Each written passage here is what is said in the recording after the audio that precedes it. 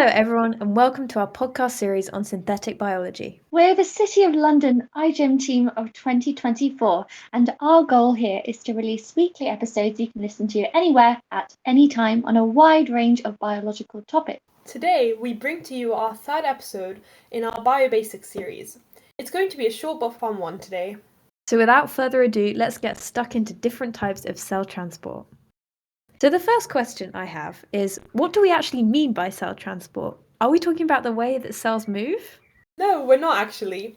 Cell transport is everything to do with the movement of molecules, atoms, or ions. So that's all stuff that's on a smaller scale than the cell itself. There are 4 types. Can you tell me what they are? Yep, so we have diffusion, osmosis, facilitated diffusion, which is slightly different to diffusion, and active transport. So the first one mentioned there was diffusion, which is the net movement of molecules or atoms or ions from a high to low concentration gradient. Wait, but what's a concentration gradient? It's just a gradual change in concentration. So, diffusion sounds very interesting, but are there any things that can change the rate at which it occurs, or is it always just going on at the same rate? Yes, so there are 5 factors that we're going to talk about today, and the first one is the concentration gradient. Now, if you increase the concentration gradient, the rate of diffusion becomes faster. Can you tell me why that is? It's very interesting and it has to do with a bit of chemistry.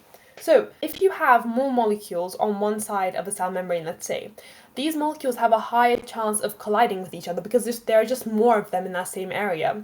So, once these molecules collide, they move away from each other. And you can see how the more molecules there are on that side of the cell membrane, the more they collide and the more they can move away from each other, so the quicker they can spread out. Cool. If we increase the surface area to volume ratio, we get a higher rate of diffusion. Now, what exactly is a surface area to volume ratio, you may ask? So it is a mathematical piece of data that is literally the surface area divided by the volume, if that makes sense. So, for example, if I were to calculate the surface area to volume ratio of my phone, I would have to measure out the surface area of each face and then divide it by the total volume it displaces in water.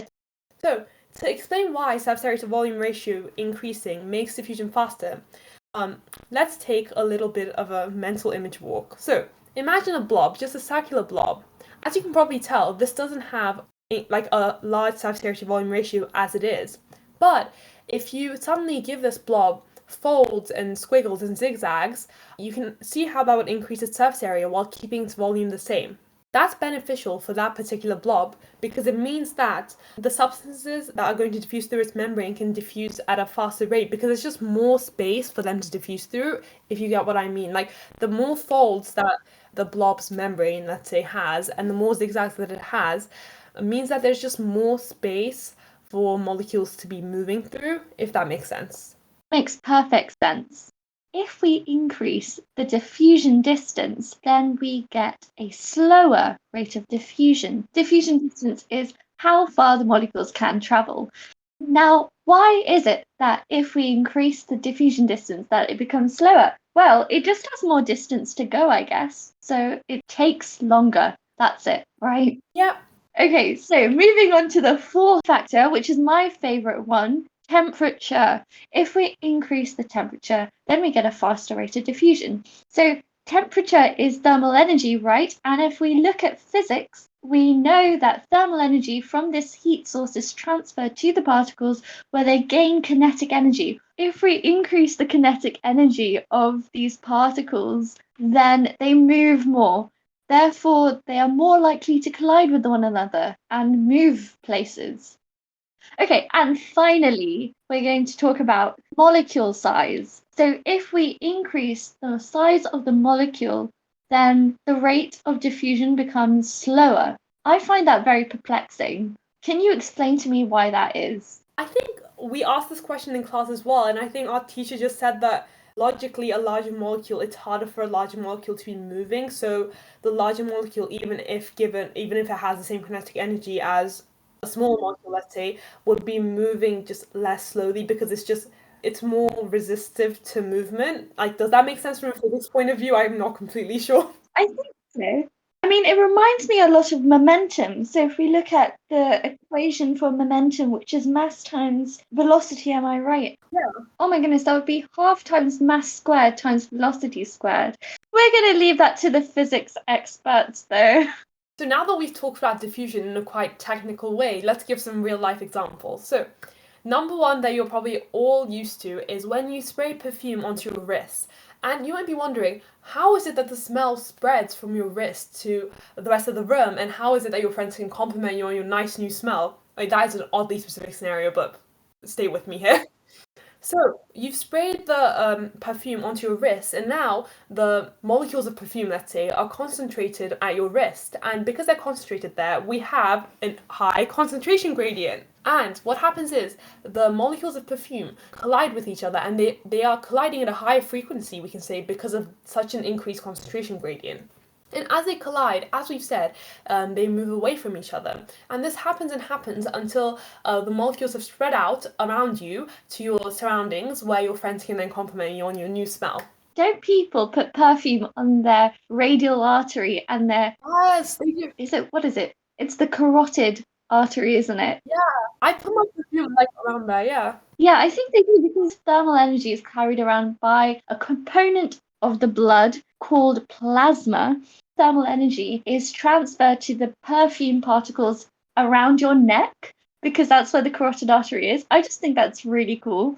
That is really cool. Like, on a day-to-day, I wouldn't think, well, spraying my perfume that's what's happening, but, it is. That's so cool.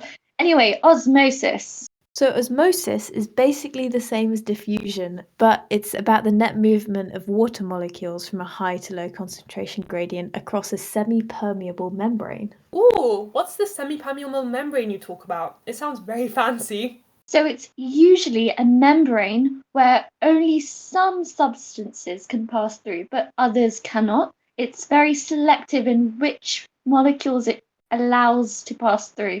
This membrane is typically also a phospholipid bilayer, which I think we touched upon in the previous episode. So as an example, it's because of osmosis that when guard cells become turgid when their extracellular fluid is hypotonic in comparison to their intracellular fluid. What do you mean when you say hypotonic? Hypotonic is a term describing a solution that is lower in concentration compared to another solution, whereas isotonic means that the intracellular fluid and the extracellular fluid have the same concentration, same solute concentration.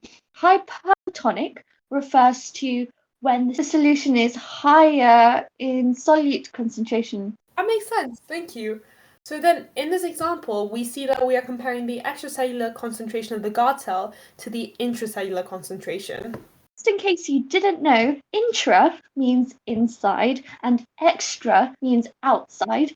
And so when we're talking about intracellular, we literally mean inside the cell, and extra literally outside the cell. That's so cool. I just love breaking down words into their roots because it just makes like the most undefinable word really simple once you understand it. So I just had a question going back to that example that we looked at. What actually is a guard cell? Guard cells are specialized plant cells on the underside of leaves.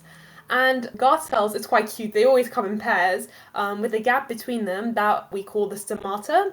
And the stomata is where the gas enters the plant, which would make sense because it's just a gap through which, things enter the plant. And the stomata's opening and closing is therefore controlled by the guard cells taking in and releasing water. Because let's imagine this, you have two guard cells that are literally guarding the stomata, which is the gap between them. And if the guard cells suddenly swell up with water, then they infringe on the gap that was the stomata, meaning that the stomata is now effectively closed. So it's a very smart structure. Absolutely. So what's up next? Okay, so next we move on to facilitated diffusion. Much like the name suggests, it is diffusion, but it just requires help from a protein. And in particular, this protein is a carrier or channel protein. Channel proteins are little tunnels that allow substances to get from outside to inside the cell or inside to outside. But I've never heard of carrier proteins. What do they do? They're very much kind of the same thing, but they can change shape, kind of like an enzyme. So they're like channel proteins, but a bit more complicated. Very cool.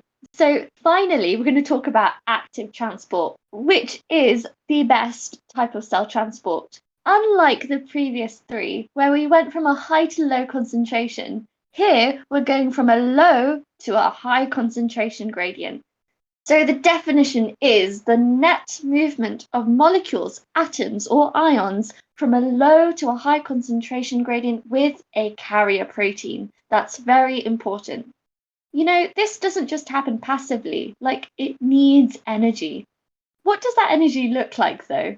That energy comes in the form of ATP, and to explain that, we need to look at some physics. So, in physics, there are 8 energy stores, and the first one is chemical.